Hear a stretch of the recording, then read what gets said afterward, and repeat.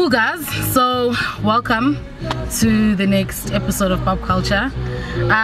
So for this week we kind of selected sexuality, not that kind of, we did select sexuality as our topic for this week, and we wanted to kind of focus more on homosexuality, to be specific.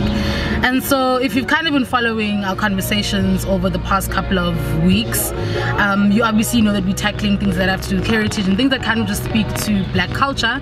And so sexuality is kind of just a difficult topic amongst black people.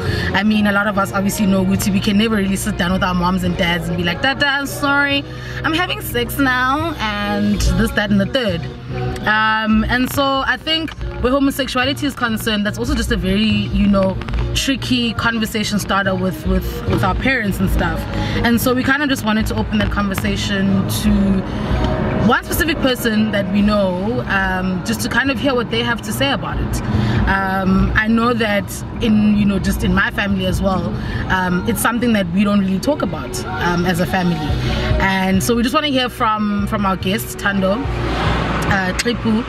And so, you know, as in a profession, she's a photographer, she's a chef, and so we just want to hear from her kind of what has her story been like, you know, coming out, and also just we wanted to tackle it also from just the angle of the fact that, you know, we have Caitlyn Jenner now who's become this face of homosexuality overnight. Homosexuality or like transgender? I don't know.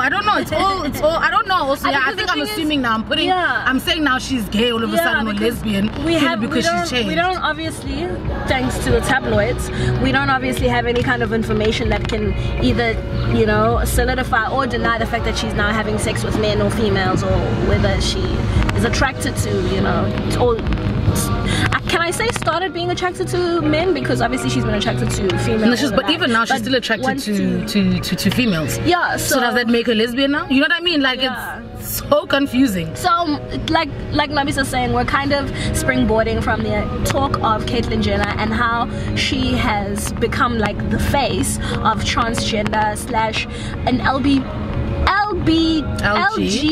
Oh my god, LGBTIQ conversation, or like group that has now come to the forefront of like the world. And after the US made same-sex marriage like legal in their country, it's now become like this greater conversation that we're all now needing to have, because obviously we haven't been having one, and South Africa has been one of the many few countries that has been very legal with same-sex marriage. So I mean, that's not like a thing, but here we are to fetch Thando to help us.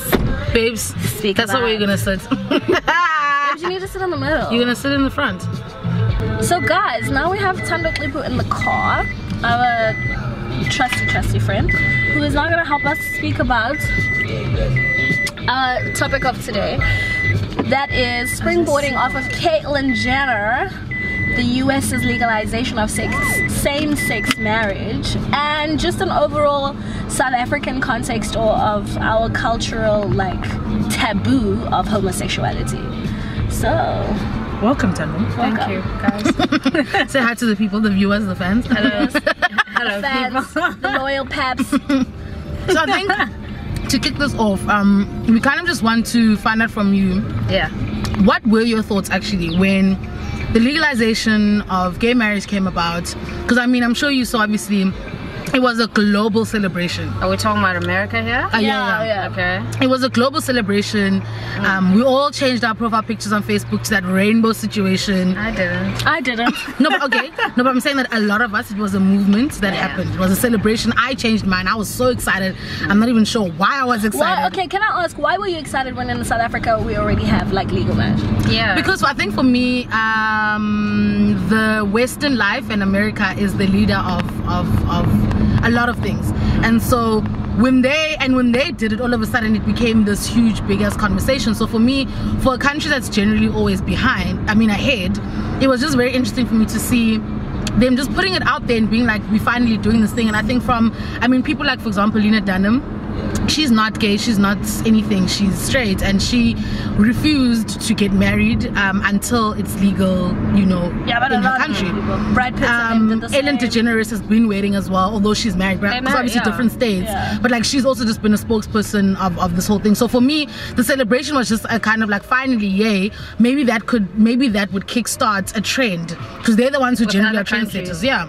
So for me, that's why I'm asking for you, was that when you saw it, what did you think? Can I say, I didn't even know that America was that forward. Okay. Like, we're even like close to having all the countries legalizing it. So it came that day and I was like, oh, okay, so this is happening. I won't lie, I wasn't like as excited as everyone, but I was like, this is good, this is really a step forward. Okay. In South Africa, we've had it for a few years. I think since democracy? No. Yes. No, not that long. No, but it's been quite a while.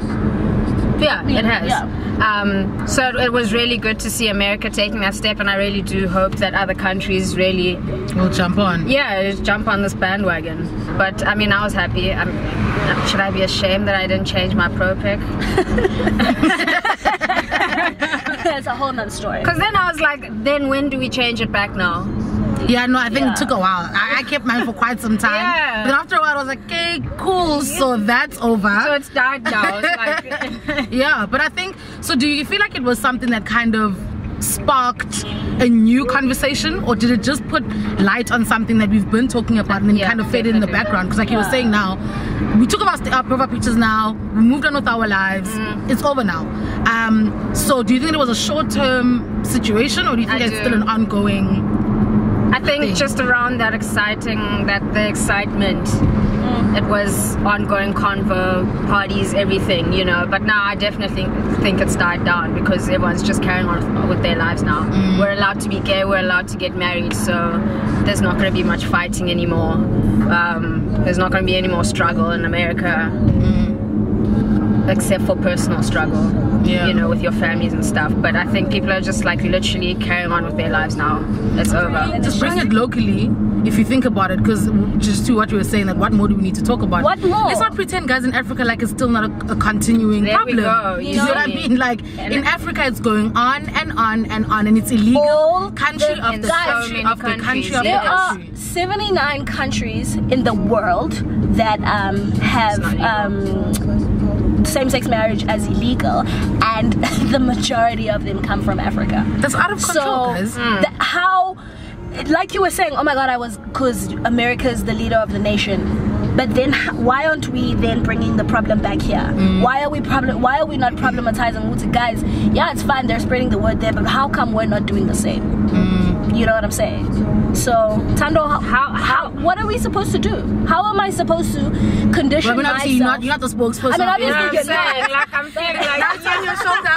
No, not on your shoulder. But Of like, course not. we're trying to figure it out together, because I think that's a big thing for me as There well. are always, there's just many questions. Do you know what I'm saying? So, and I know that, like, obviously this is not the same question I was asking you at the beginning, but I'm just saying, how?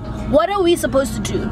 something I'm thinking of, and I don't want to say that different Africans have different mindset, but I really do think, example, if we took it to Nigeria, it's not legal in Nigeria, right? Yeah. It would be a thing of like mindset, like, because I think they're just so stuck in their way or something. There's just, I don't know, I feel like you'll be beaten there if you're taking your girlfriend there or something. So one, we need to bring talks to Nigeria, you know, and get the higher people maybe on board. Do you think that would even help?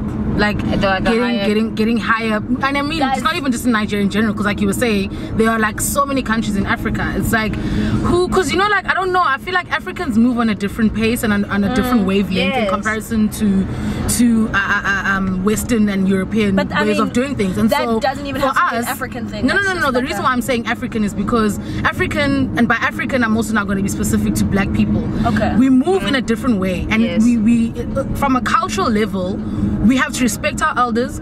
Not that every like other cultures don't, but I'm saying it's respecting of the elders, respecting of the old ways, respecting how things were done in the past and things like that. And we are very staunch in our beliefs in that kind of thing. This and past so, thing. Why are we stuck in the past? So how do we shift? Because like you're saying now, how do we even try to start shifting our minds when we have to be like, you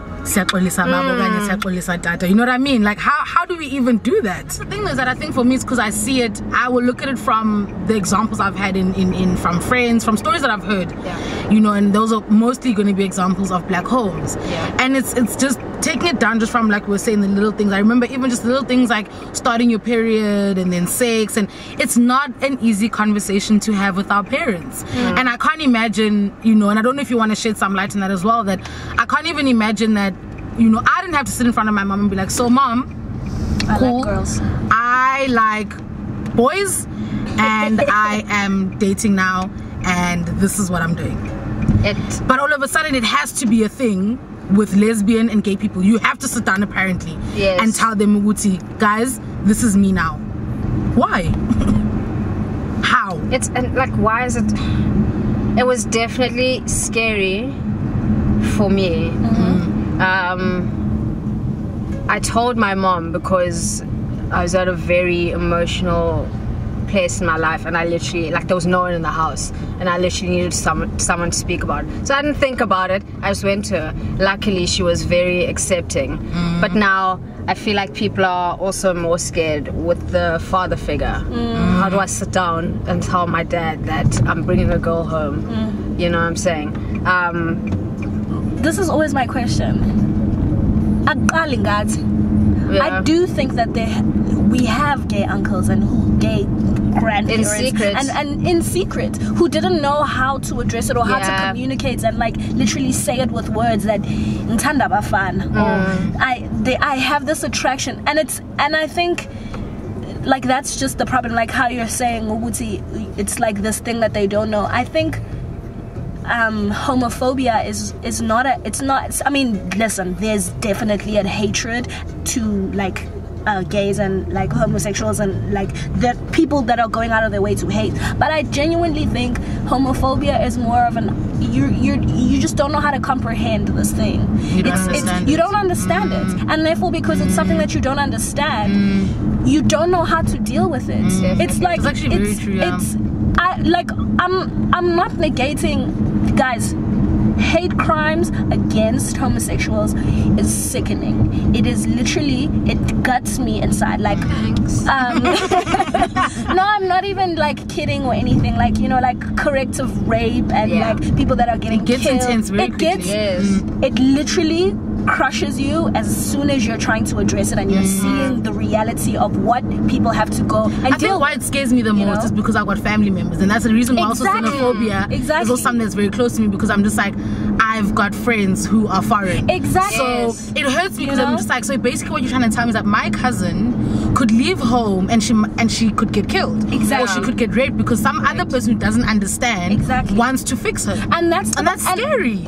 That's scary, but then it's also sad that it has to only be that when something is close to you is the only time that something can like make sense or be the way or be the thing that's gonna make you. I would beg to differ with that though, because for me it kind of, the understanding of it all, or the way for me to get in touch with it a bit more, is because of the fact that I either know someone or whatever. It's not to say that I don't recognize everybody I'm not saying else. That you don't. I'm just saying I'm not, you know, it's not that, and even just from people in general, like you were saying, the understanding is going to be difficult. It is going to be difficult to understand when you, like you're saying, there is no example at home. And if we've been saying the conversations never really get started at home amongst black people where sexuality is concerned, of course the maluma, the auntie who might have been feeling some type of way aren't going to say anything because they can't identify, they don't know what the word is. We don't even have gay or don't get or whatever. They don't know what it is, and so they automatically going to shut it down to be like, maybe I'm feeling a thing that I'm not supposed to be feeling.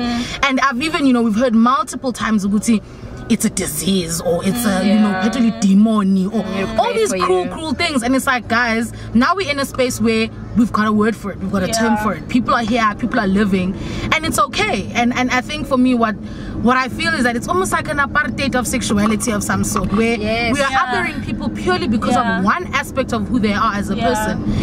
There are people sitting in boardrooms, guys, killing the game, CEOs, and they're homosexuals. It's not any different to me who is heterosexual. You know what I mean? So how are we now doing this one thing or segregating these group up? And that's a problem. We either, and I'm gonna say you guys as just for the sake of, we either, you guys, when we put you in that corner and it's like yeah. But, and why am I saying it that way? Why am I having to be like, we have to deal with you guys in some other type of way? How did we get to this place, you know?